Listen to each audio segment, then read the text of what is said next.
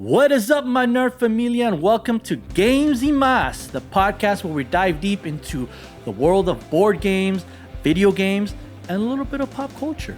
I'm your host, Vic, and I would like to be the first to welcome you here to our little corner of nerdom. Whether you are a diehard anime fan, a manga reader, a film buff, to a casual, intermediate, cozy board gamer, to an aspiring esports star in the video game world, or to everything in between, this podcast is for you. We would love to engage with you guys, share some stories within the nerd familia, so come join us. If anything that we've said resonates with you, hey, join our wacky adventures here at Games y Mas. We would love to have you here. So, with all that being said, pull up a chair, grab some dice, y acompáñame a jugar.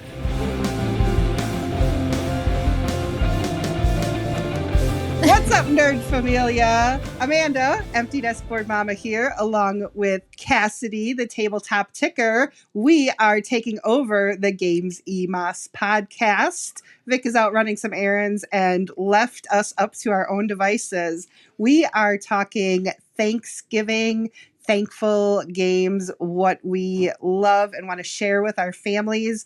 Vic has gave us some homework, a few questions to talk about. And I think we're just going to hop into it right away. Yes. So, how you doing, Cassidy? Good. How are you?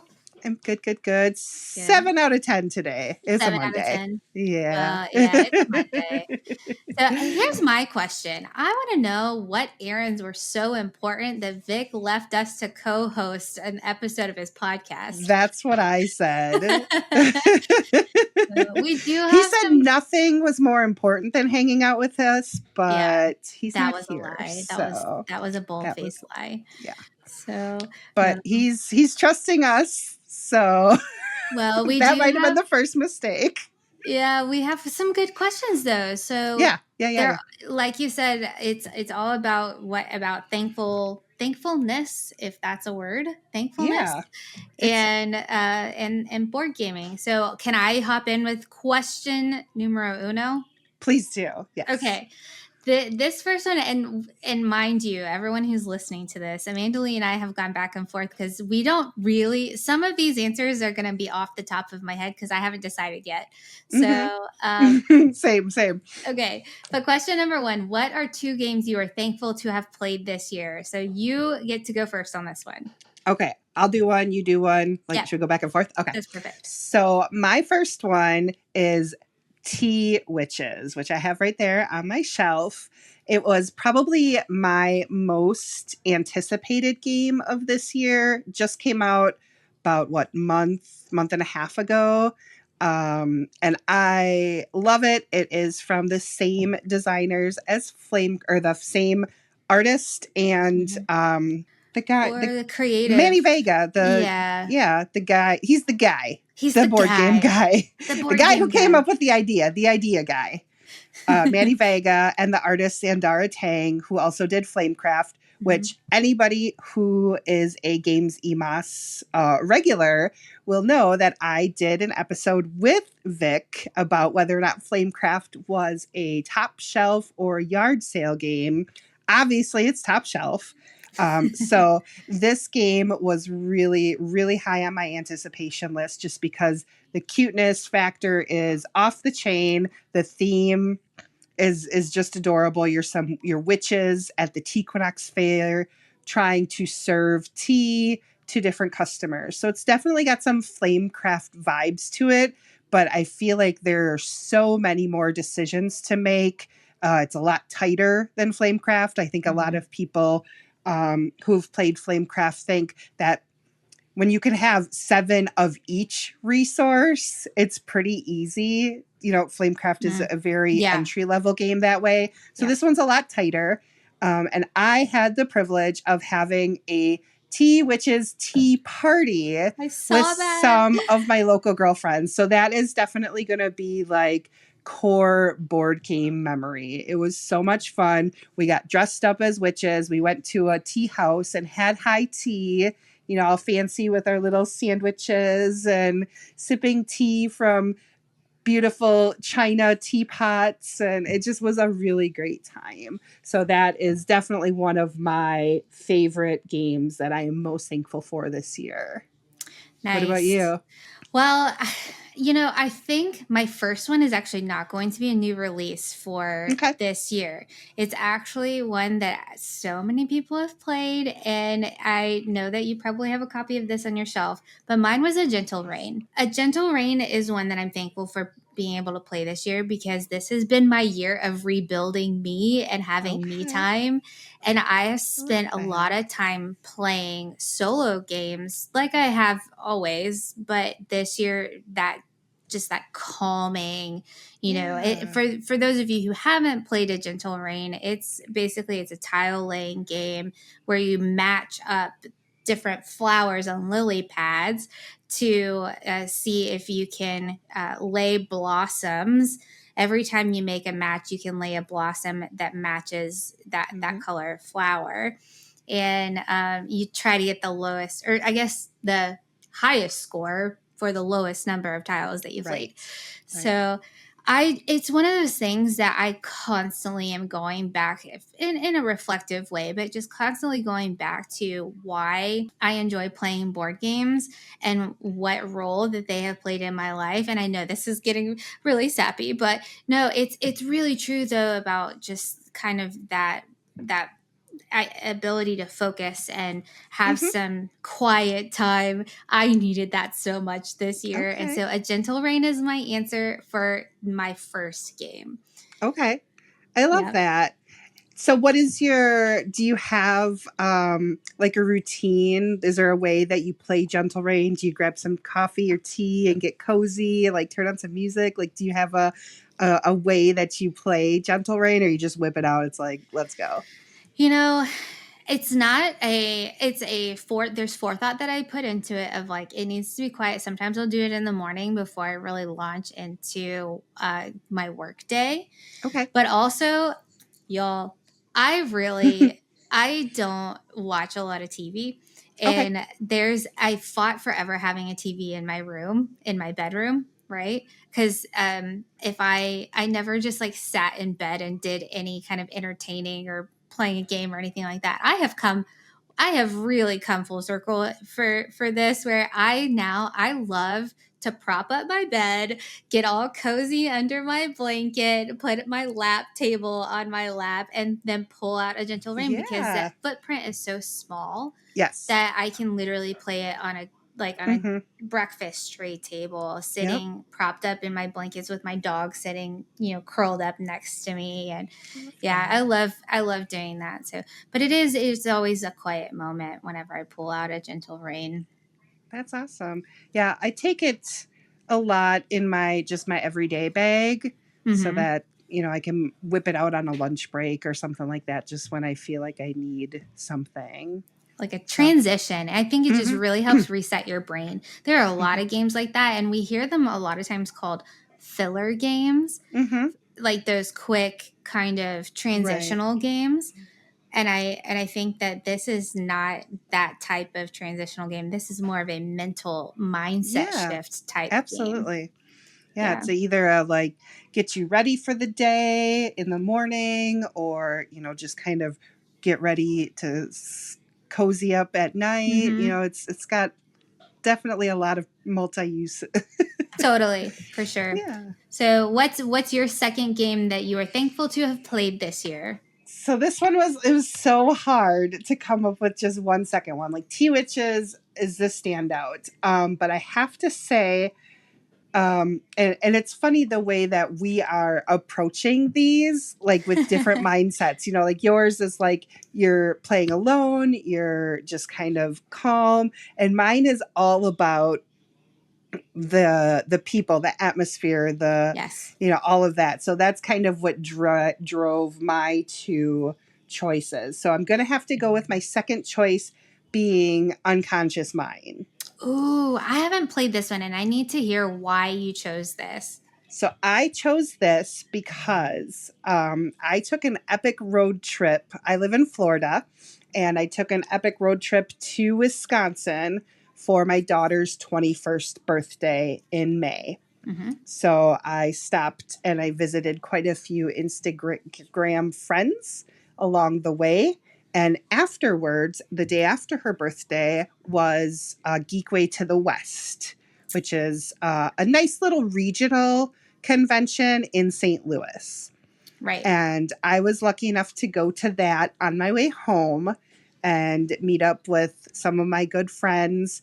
My general play group is cozy, tea witches kind of thing. So Unconscious Mind is not one that my group would ever have gotten to the table. Right. So that is one of the things that I absolutely love about going to conventions and, playing with others is I have a type. It is very clear. I like cute. I like colorful. I like animals. I like cozy under an hour. And Unconscious Mind is the complete opposite of that. It is a big table hog, 2-hour setup, teach, 2-hour play. I'm pretty sure we were just around the 4-hour mark between setting up, teach, and everything. But I was so thankful to have that opportunity to play that game, just because I probably never will again. And I actually picked up the game while I was there. It's a funny story about that. I'll tell you about another time. But it was it was such a great experience. And that game is mind blowing. Wow. It's a worker placement, but there's so much going on that every turn has you're making big things happen. Even on my very last turn where I thought I was going to have to pass, it's a combo game. You are doing this, doing that, this and that. And it was such a fun experience. So yes, that's definitely my number 2 thankful for this year was Unconscious Mind. Yeah, I think that I really need to bump that up on my list of games that I want to play. I have a friend who has a copy of it, and I want to play it before I bring it to put on my own shelf. I'm sure that I would love it because that's right up my alley with the worker placement and everything. But on our Wednesday night game nights, because I'm the same as you, I love the cutesy stuff, which you'll see one of these in a minute, but I love the art. Trinket Trove, Tea Witches is one of your, Trinket Trove was another one that it was the same artist that I really enjoyed playing this year. And but the longer, bigger games are the ones that I play with my gaming group on Wednesday nights. And so that's why I tend to play some of these others on my own that are the more cutesy, shorter, so we're the complete opposite. Opposite, which is so funny. Yes, and when you come to visit in Florida, I know. we'll get Unconscious Mind because I have it. So we'll have to block some time. Yeah, we definitely will. Well, we were supposed to make this happen this year, and that was my fault. There was a lot going on. Okay. So, well, I think my number 2 game is actually going to be 12 Rivers. Okay. And so 12 Rivers, and this is not because, and it is a great game. It's not a remarkable game, but it is a great game. And I have chosen 12 Rivers as my number 2 game because of the same reason that you chose yours as just a social, just a good memory. Because I got to play this a couple of times at Gen Con, which was my first con ever and my first Gen Con. I was able to do that with Meeple Mike and Board Gaming Bud, right? So if you're on Instagram, Mike and Scott, 2 really amazing human beings, I had an opportunity to play it with them. And then again, I played it with my gaming group when I got home. It was one of the first games that I actually was able to teach without looking like a fool because I am a terrible game teacher. So me too. I'm so bad. It's so hard, Amanda. I just get so excited, and I'm like, oh, then we got to do this. Oh wait, you got to do that too, and then this. You and people are like, what? What is happening? We're the same person. So but I was very grateful to have been able to play that game. I actually gave away my copy of it to someone, actually to Scott. And I love being able to give gifts and be I'm not okay. It's gonna sound really stuffy to say, "Oh, I love getting to be generous," but I am blessed with things in my life that I get to be generous with, and so when I get to do that, I'm very thankful for those opportunities. So, 12 Rivers was my other one that I'm thankful for playing this year. I guess I should tell everyone what that game is. It's basically so that's 12 the Rivers marble one, is right? the marble one. So Yeah. you set up this kind of inclined board, and you have cards, and there's basically there's marbles, and you're kind of competing for how you're going to get which color marble to fulfill certain pattern. It's like order fulfillment or contract fulfillment, but it's patterns that you're trying to make on.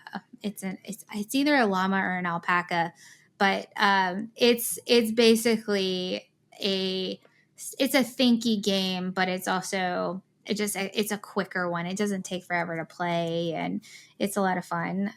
If you're not super competitive, and if you don't get mad that someone took the marble that you wanted, that's the only caveat for that game. So, yeah, I haven't had a chance to play that one yet, so I'll definitely see if I can check that out. Sounds I've seen it. I've seen it on a lot of different, Instagrams and stuff like that. So I should shout out who taught me Unconscious Mind. It was the wonderful, amazing, everywhere Laura, obsessed with board games, and her husband, Mr. Obsessed with Board Games. So they really were so patient and so kind and just teaching us, and it another core board game memory that I will forever be thankful to her for. I love that so much. Those memories that we get to build along the way, that's what I'm thankful for. It's not even the game. The game is cool. The game is nice. It's great. Exactly. But it's the memories that it really I'm is. For. Yeah, it really, that's what board gaming means to me. I do enjoy solo gaming to kind of just, relax and rewind. But I think I definitely, if given the opportunity, I would play with others instead of just by myself. Yeah, so. Which is, I think because I started out playing so many solo games, I appreciate it so much more when I'm able to get a group together to play all as a unit, I guess, because I didn't have that luxury for so long, and it makes me very happy to be able to sit down with friends and enjoy that time together. Absolutely. And like I said, the friends have different interests too.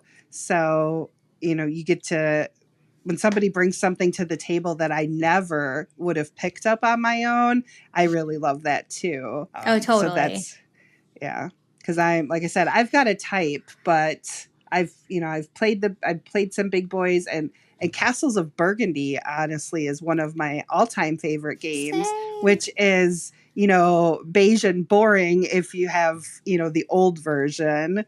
It can be pretty if you have the new Awakened Realms one. Yeah. So, but the beige and boring, for some reason, that one is just one of my ones that I will never ever say no to a game of castles. Yeah, I just literally, so I'm packing up my apartment to move right now, and I literally just taped up the box maybe, I don't know, an hour and a half ago, and I wrote on the side, "Fragile Castles of Burgundy" on it, and then put the tape on there, game room.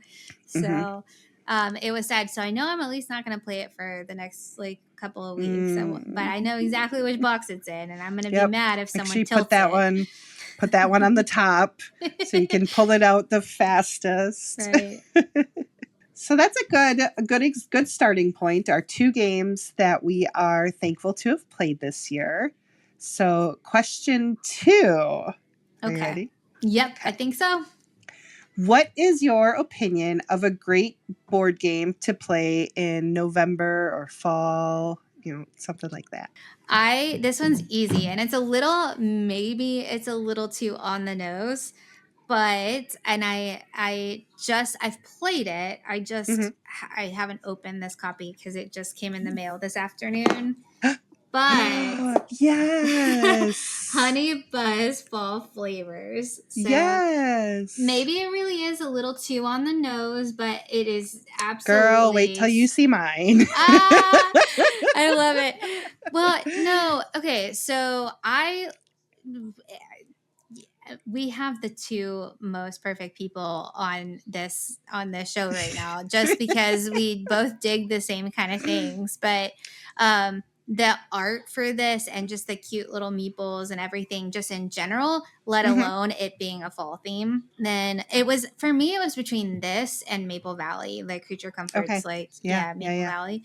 But this is definitely one I pull out in November. Let's talk about your pick first. So you picked Honey Buzz Fall Flavors. Yes. I have only played Honey Buzz. I have not played Fall Flavors. Okay. So tell me about it. Yeah. So this is where I'm so bad at explaining these. No. So read the box. I don't care. I ain't like that. It's just it's basically, and I just noticed that the box is messed up, which is kind of sad. Oh. But it's very much the same game, but it introduces it really increases the replayability of the game, because it's not only a different theme, but it introduces like new patterns or new orders and contracts that you have to fulfill. It's got pumpkins and squash and apples and things like that, rather than just like honey that you're working with. Yeah, little different ambers and stuff. The vibe is just very different. So it's one of those that you have those games where you just know that you're so obsessed with certain aspects of it that you just know you're going to play it. Yeah. So this is one for me that I'm excited about. Okay. So what is your take on like different games for different seasons? Like, do you see yourself pulling that outside of fall, or is it something like you'll just save to like look forward to for fall? This one in particular, I think, is one that I'll pull outside of fall, just because it's so solid. It's very solid. It's one of those that I do think together it's going to it just adds that extra element to things that it is just that much different that I would want to play it. Yeah. There are some and I've said this to people before. I don't have a ton of seasonal games. Like, I don't have a lot of Christmas themed games or holiday, I should say, themed games. But I also like to celebrate Halloween all year long. If anything's haunted or creepy, I'll pull it out. It doesn't have to be holiday or Halloween. And I think the only ones that I would probably keep and I wouldn't play all year is anything that was, winter themed, maybe. Sure. Well, Honey Buzz, you could, pull out the fall expansion and just play in spring and add the fall flavors in fall. So yeah, there you go. Exactly. Yeah, it's a good year-round game. I agree with you on that one. So my choice, I'll pull it down. It's right here. Let's see it. I picked Harvest. Good which, one. Again, just like you said, it's kind of the obvious choice for fall, November. I think just the color scheme, the theme of Harvest, that's happening right now where I am. It's where I work in the area there, big peanut and cotton farmers. So that's all being harvested right now. So just made me think that Harvest, which also has a fall expansion, which I sadly don't have yet, but I'm hoping to get that one soon. So this is another worker placement. Yes. I definitely have a theme. Yeah. Have you played this one? I haven't played Harvest. And tell me, I think the fall expansion is very new, right? Isn't it? It is very new. It Kickstarter this year, and I think it just fulfilled maybe a month or so ago. Right. Yeah, so I haven't had the opportunity to get it yet, but Basically, it's like a farm theme. You're building out your own little farm tableau. There's a main board with like the worker placement stuff, but each person gets their own little meeple kind of guy with its own special ability. And the expansion, I believe, adds something to do with pies. I think you harvest and make and sell pies, if I'm not mistaken. And then it has like different workers that it adds to. Ooh, it's very dusty. Don't tell me about the dust that I'm holding. I can't imagine what you're unearthing while you're getting ready to it's pack pretty wild. Yeah, I've been going around with the Swiffer dust rag the same time. Every time I pull a shelf or a game off the shelf, I'm wiping it down, putting it in the box, wiping it down, putting it in the box. Yeah. So what you're telling me about Harvest is that I need to get myself a copy to play. Okay. Yes, absolutely. It is on BGA, so you can always try it if you haven't. I do like sometimes trying easier, lighter games. I like to try on BGA, like big boy games that I end up just clicking through on BGA just because it tells you what you can do, and I don't feel like I really learn. But I think Harvest is really great. It's a Keymaster game. So they're the same as like Caper Europe. So their iconography is always just really clean and very intuitive. Yes. So it's really easy to pick up their games, I feel like, and just kind of because their iconography is just so like it just makes sense. Some games not so much, but this is one that I think Keymaster, that's one of their really big selling points is that their iconography is so good. A strong suit of theirs. Yes. Well, cool. That's a good pick. I think we both had good picks for that one. The obvious. Hey, you know what? Obvious isn't bad. It's an answer to the question. All right. I've got question number 3. Okay. You are heading to your family's house, which I'm not going to my family's house for Thanksgiving. So I've got Friendsgiving this year. Oh. Okay. Well, we're just gonna rephrase this question then. You are heading to either your game room or a really cool friend's house for Thanksgiving. What is a game you're bringing and will try so hard to convince others to play?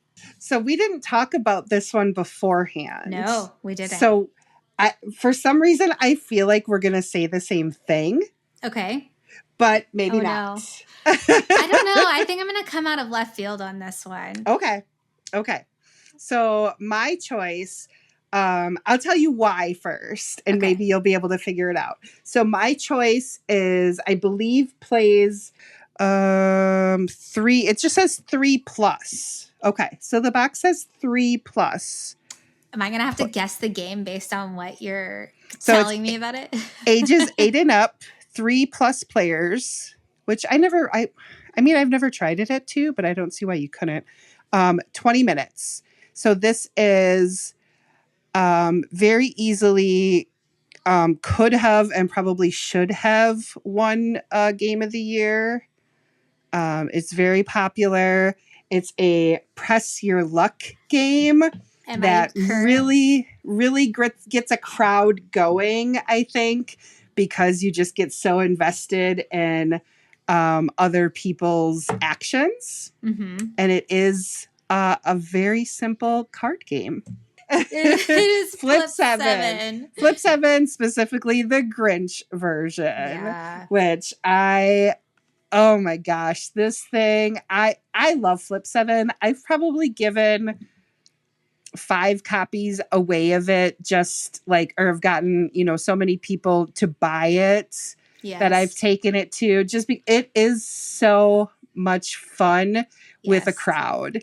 It's so easy. It's just a deck of cards. So anybody who isn't familiar with Flip 7, I don't know why, because you're obviously living under a rock if you're in the board game space. But basically, Flip 7 is a deck of cards, and it has numbers 0 to 12. It's got 1 1, 2 2s, 3 3s, 4 4s, all the way up to 12 12s in the deck. And you go around the table, you take turns, you flip a card, and it goes to the next person. They flip a card, and when it comes back to you, you can continue pressing your luck, flipping cards, or you can stop. If you flip a card that you already have, you bust. Yep. So if I have a 12 and I flip again, I flip another 12, I bust. No points for me. If somebody can flip 7 cards, they get all of those cards, the sum of the cards added up, plus 15 bonus points. And you play to 20. So there are different little, like they'll have a plus 10, plus, I think it's plus 2, 4, 6, 8, 10 times 2. And then the stink, stank, stunk. Yep. Flip 3. Yep. So there's different little other cards that can kind of make it more even more interactive than just flipping cards by yourself. But you get really invested when somebody gets to like their 5th or 6th card and you're like, go, go, go, and then they bust and everybody's like, oh, exactly. It's so much fun. Now, I really love Flip 7, the Grinch version. It was just the Grinch, everybody's loves the Grinch around the holidays. Yes. And it was so much fun because I had heard a whisper of it existing. Mm-hmm. And then it was in the like Walmart Christmas catalog. And I was like, wow, so I've been on the hunt ever since that Christmas catalog came out, which was like the beginning of October. Mm-hmm. And then about 2 weeks ago, I was just so happened to be on Walmart and I Googled, Grinch Flip 7 and it was finally on the website. And I told my husband, I'm like, get dressed. We're going to Walmart. Yes. It was like 8:00 at night. Yep. And the one that's closest to us is just like 5 minutes down the road. Didn't have it out yet. And so we drove across downtown to the next Walmart. And luckily they had it. And it was a fun experience. So we have copies of Flip 7. You're giving them away. Yes. I've already shipped a few of mine out to others who haven't been able to find it yet. Mm-hmm. And it's just so much fun. And I think for especially for non-gamers, if you're just, your family, if you're having Friendsgiving, you may have people who are gamers and you're going to pull out something a little bit different because they're seasoned gamers. But Flip 7 is all you got. This is all you need. It's just a deck of cards and you're going to have lots of laughs, a lot of fun, and non-gamers aren't going to be turned off by it. No. It's really funny that that's the game that you pull out because I literally today, my niece and nephew they're 9 and 11 now. Mm-hmm. And I was on WhatsApp with them this afternoon. They're off on Thanksgiving break. Mm-hmm. And we played a game of Flip 7, the Grinch version, with me on WhatsApp. And my nephew is like, they're dealing me in and I'm telling them to hit me or stay. I love that. Yeah, I got 4th place. I lost miserably, but it's fine. That's good for them. It's good for them. It's humbling for me. Yeah. But but that is definitely was one of my top 2. But I think and actually I did want to say that too was my same experience. There was not a single copy at a Walmart within an hour's drive of me in Atlanta. Wow. And so I ended up having my parents who live in Texas. Oh yeah, you told me that. I ordered I think 5 or 6 copies that I volunteered them to go pick them up and then they shipped them to me. And now I let them keep a copy. I'm keeping a copy and I'm giving away 3. So that was 5. But yeah, because it was a little hard to find because it's so popular. Mm-hmm. Yeah. So this is going to be the Eric Olson fan club right now because my pick for this question, and just as a recap, it was, what game are we going to bring and try to convince everyone else to play? Okay. So mine is a game that Eric designed with his partner at Messy Table Games. It is called Booty Dice. Mm-hmm. And I don't know, have you played Booty Dice? I have not, but I see it everywhere and it looks like so much fun. no, just a great designer, great company that's putting out these games that are family games, party games. They're easy to learn, easy to play. Booty Dice itself is a pirate themed game, and I would show it to you, but it is in a box over there. I put it in a box this afternoon. So, but Vic will have to put it right he here. put a little. Someone edited it in. Just put it somewhere over there. And but it is a pirate themed game. It's a dice game where you are you have doubloons. So, and then you have lives and you have shields. So those are the tokens that are involved in addition to the dice that you're rolling. And the first person to either earn 20, so the game, you win the game if you are the last person standing, or you get to 25 doubloons in your treasure chest, basically. And you're battling it out between pirates by rolling these dice. And it's one of those games that the luck of the roll, right, can really change the tides, so to speak, of the game, because you may be down and out, down to one last life, but then you roll really well. And I did a test with them for BGA. It just launched on BGA. It's in beta right now. And if you go on to Eric and Messy Table Games, if you go onto their channels on Instagram, you'll be able to see this video that we recorded. But we played a round of it, and this is exactly what happened. I ended up down to one life, and I almost won by rolling the dice such that I could take out my opponent. And I ended up rolling one dice wrong, and I took too much of a risk, and I cut my own throat with my cutlass. So I lost the game. But it is such a fun game because, when you have a family setting, especially, and especially if you have kids that are playing this game, because I do think that one's also 8 and up. For a game like that, when it can be kind of cutthroat because you're stealing doubloons from people or you're attacking people or whatever, it's great to have that balance, quote unquote. It's not really balanced because it is press your luck, but where you can catch up if you need to. Like, just because you're losing 1 second doesn't mean you're not going to win the next second. So I really enjoy Booty Dice, and that's the one. I actually took that, Flip 7, and a lot of axolotls, which are all Eric Olson Games backs, to Texas for my dad's 70th birthday celebration earlier this year, and the whole family had a ton of fun. So, like I said, this is the Eric Olson fan club, and just great games for a family setting. You can ever go wrong with a dice game when you're getting people involved. Right. I'll tell you this, my second choice for this, I did have one, so I'll tell you real quick, was Panda Royale. I haven't played that one, but I see it's supposed to be really fun, right? It is.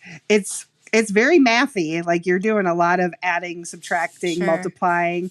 But you end up with just a handful of dice at the end. I think you play over 15 rounds, and you start with 3 dice and you add 1 every single round. So at the end, you're like, oh, wow.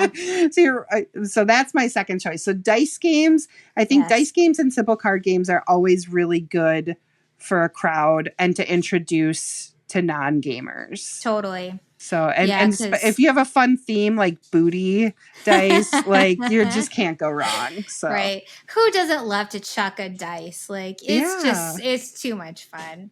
It is. But, okay. Good picks. Good picks all around. Yeah. Okay. So, question 4. If you could choose a game to go on sale for Black Friday for everyone to get, what would it be? Okay. And Booty Dice is on sale. So Booty Dice is on sale, so that's not the one. Can't pick that one. Yeah. No, okay. I originally told Amanda Lee that I wanted to answer this question differently than how the question was posed. Because what I wanted to answer was Bardwood Grove, which is kind of a bit of a girl game for me because it's out of print and it's one that I've always wanted to play. And it's the same idea that that the cutesy kind of, the art is really cute and the theme is really great. But that was not the question.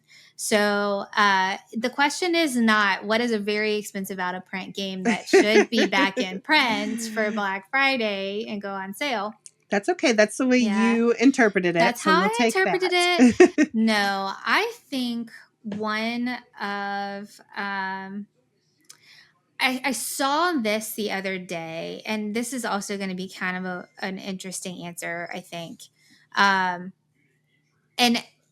I know we were talking about how everybody kind of has their different approaches to gaming, and not everybody's a solo gamer, but I am going to suggest a solo game.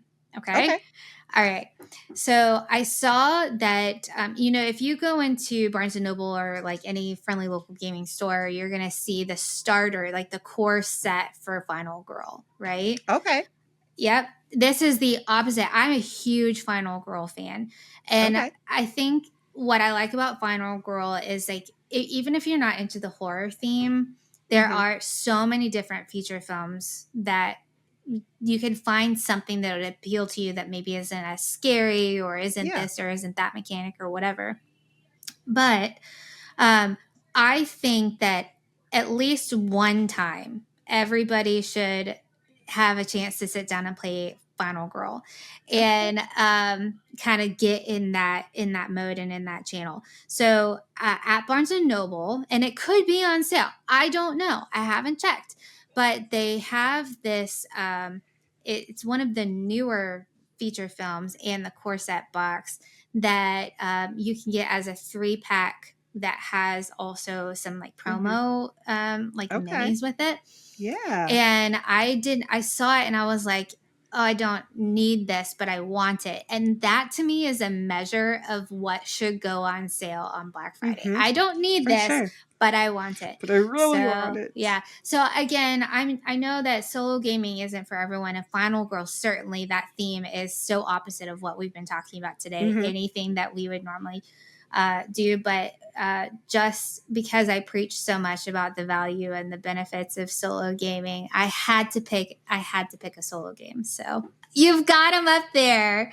I love it so much. Okay, so what is your favorite of the Final Girl feature films? North Pole Nightmare. Okay, I don't just because it's got like Krampus and Mrs. Claus. It's the theme for me. So that's the only one I have. I have 2 feature films. I have that one and like the base one with Ham. Like the Camp Happy Trails. Yeah, Camp Happy Trails. Those are the only 2 I have. I always call him Ham because he's like he's a pig. Yeah, the pig mask. Like his name is Ham. I love it. No. But yeah, those are the only 2 I have. I've played them both extensively, but it's the theme for me, that I just really like. The one that I want is the one with Geppetto in it. Like that's the one that I want. That one's cool. And I've heard that one's really hard though. Like he is the little so puppets hard. Propagate and it's just impossible. Yeah, it is difficult. And that's the other thing that I think is such a valuable aspect of Final Girl is that you have to be okay with losing and losing badly. Yeah. And I think that teaches us lessons, life lessons. For sure. About how to just enjoy the journey of a game. One of the first times I ever played, I died probably within 10 minutes. And I was like, well, that sucks. let me reboot this. Yeah, my rolls were, if I didn't have bad luck that day, I would have had no luck at all because it was bad. Woo. How many feature films do you have? So I'm actually very lucky that I found, I've got the big box sets for Series 1 and Series 2. Okay. So I don't have Series 3 yet, but I was lucky to find, and this is one of the reasons why it needs to go on Black Friday sales because it's not an inexpensive game. Right. You can piecemeal it together, which is awesome. So if there's certain ones that you really like, feature films, you can get those, and all you need is the core set, and you can mix and match those. So, but I was able to find one on Black Friday sale, the series one last year. So I've only been playing Final Girl for a year, and now I've got series 2, but. I got Krampus, and I got that at Gen Con, and I haven't had a chance to play it yet. I was kind of saving it, to be honest. I wanted to play it like closer to this time of year. I think when I play it, I am in the solo mindset, like I'm just doing my thing. My husband really likes video games. So there's a lot of times where he's playing, video games with his brother or whatever, and I'm doing my thing. So so my answer to question number 4, which is what game would I want to see on sale for Black Friday for everyone to get, is also on sale. So I did a little research, but mine is Doomlings. Because that's a good one. I think it's another great entry-level game. It's great for gamers and non-gamers alike. It's very kid-friendly. It does have quite a bit of text on it. So you do need... You can read it to your kids, but I think having somebody of reading level makes it easier. But it can have a lot of, like Take That. It can be kind of mean. So again, I think that's a great lesson when you're playing with kids, is to be able to handle somebody taking one of your cards or giving you, a mean card. But I just love Doomlings so much. And they're coming out with so many expansions. And the company itself is also, they are very just awesome. They're great. I'm a little biased because I did work with the Doomlings team last year for PAX Unplugged. I worked the Doomlings booth, but I got to meet, I worked alongside, their marketing manager, one of the co-founders. Like, they're just really great people, and they really love the game and the game industry, and it's a great company to support. So. Yeah, I feel like, and maybe you can agree with this, but you're already biased. So no, but I feel like they've done a really fantastic job of generosity in 100% in their outreach to the community and giving away games to players, to content creators, just to spread the joy of the game, because it is a really, it's a Take That game, and it's about the end of the world, but it's also a very joyful game. Like, it really is. It's so fun and colorful and silly. And it's about the end of the world, but you really don't. It doesn't feel like it. It's not doom and gloom, even though Doomlings is in the title, you would think. But it's so bright and colorful and fun and silly and punny, and just a really great game. And it's cool. it's a pretty quick, easy to learn card game too. And it's just cards. Yep. So, well, Amanda Lee, tell us, are you up to anything cool these days? Are you doing anything extra special for the end of the year, or starting off the new year that you want to tell us about? So the only exciting thing that I have going on, it's not even my story to tell or my exciting thing, but my daughter is graduating college in about 2.5 weeks, December 13th. She is at the University of Wisconsin, Platteville, studying animal science. So I am going home to Wisconsin for that. Congratulations to her and to you. Yes, I'm so proud of her. And then she'll be here after that. She's got a job lined up until she gets into vet school. So that's super exciting. Other than that, not a lot. Just trying to play the backlog. I do have a really exciting board game Christmas gift for someone in my family. It's a big surprise. So I'm really excited for that. I will be doing that when I'm home in Wisconsin. So I'm not going to talk a lot about it right now. But somebody in my family is getting a big board game surprise in December for Christmas. So I'm still in the middle of Board Games and Blessings, and I've decided to extend that through basically mid-December or kind of like right before Christmas or the holidays there. And I the last time I was on with Vic a few weeks ago, I think we were talking about the advent of board games and blessings, but it's just this this time of thankfulness and gratitude and memory seeking in the board game community that I've done as a celebration of some milestones. But it made sense to extend it a little bit, and who doesn't want to be thankful for a little bit longer, right? Yeah. But big things coming for me life-wise, and I'm so excited to be able to share some of that at the kind of turn of 2026. It's gonna be cool. But yeah, I'm excited for you. I can't wait to see your new dedicated game space and what you do with it and how you decide to, decorate and get your games organized. Definitely have to take us along for the ride. It's going to be a lot. So I'll have a lot of moral support from you, from Vic, which, by the way, we need to give Vic a shout out. I know that he decided to ditch us and leave us alone just to go run errands. So we're hosting this podcast episode in his stead. But he does so much for this community and just for us really as a human being. He's such a great support. But this podcast, if you're listening to this or watching this and you're not subscribed, you need to go ahead and subscribe. Gamesy Moss. Gamesy Moss podcast. And make sure to return that support to Vic and all the effort that he puts into this, because these episodes are just beyond. They're always so much fun to watch. And I